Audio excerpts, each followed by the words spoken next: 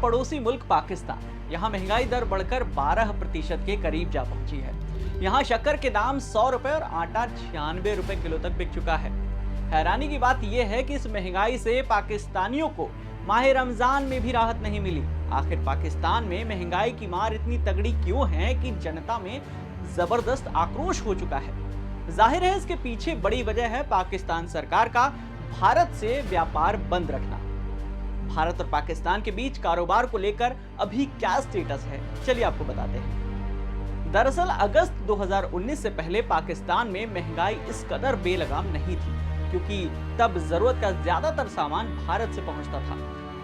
लेकिन 5 अगस्त 2019 को जब भारत ने कश्मीर से आर्टिकल 370 और धारा 35A को हटाया तो इमरान ने जोश जोश में होश खो दिया और भारत से आयात पर रोक लगा दी। इसका असर ये हुआ कि मुल्क में राशन और दवाइयों तक की किल्लत हो गई। 2 रुपए की टैबलेट 20 रुपए में मिलने लगी। मुख्तलिफ बीमारियां होती हैं जो कि कम होती हैं, बहुत ज़्यादा आम नहीं है, उनकी मेडिसिन हमारे पास शॉर्ट है। हमारे पास कंजेनिटल एड्रीनल हाइपरप्लेजिया है, एडिसन्स डिजीज़ है, एक और ज़रा रेयर किस्म की बीमारी है एड्रीनल हाइपरप्लेजिया कंजेनिटा और एल ग्रूव सिंड्रोम। इनकी दवाइयाँ जो एक ही चीज़ यूज़ होती है हाइड्रोकोर्टिसोन और फ्लोरिनेफ, ये शॉर्ट रहती हैं। तब दवाओं के आयात को मंजूरी दी गई, लेकिन राशन सामान पर अब भी प्रतिबंध है। इसे बहाल करने के प्रयास भी किए गए तो पाकिस्तान में 3 साल में 4 वजीर खजाना यानी फाइनेंस मिनिस्टर बदले जा चुके हैं। ऐसा पहली बार नहीं है कि दोनों देशों के रिश्तों में जब भी तनाव बढ़ा है तो इसका सीधा असर ट्रेड पर पड़ा हो। उरी, पठानकोट और पुलवामा जैसे आतंकी हमलों के बाद भी कारोबार प्रभावित हुआ और सब्जियां, फलों और राशन के सामान पर इसका गंभीर असर पड़ा। तो व्यापार बहाली में परेशानी क्या है? दरअसल पाकिस्तान चाहता है कि भारत कश्मीर में अनुच्छेद 370 और धारा 35 को दोबारा लागू करे, तभी कारोबार होगा। जाहिर है न भारत ऐसा करेगा न पाकिस्तान से कारोबार हो सकेगा। काबीना में जो ईसीसी का फैसला था जिसमें ये तजवीज़ पेश की गई थी कि हिंदुस्तान से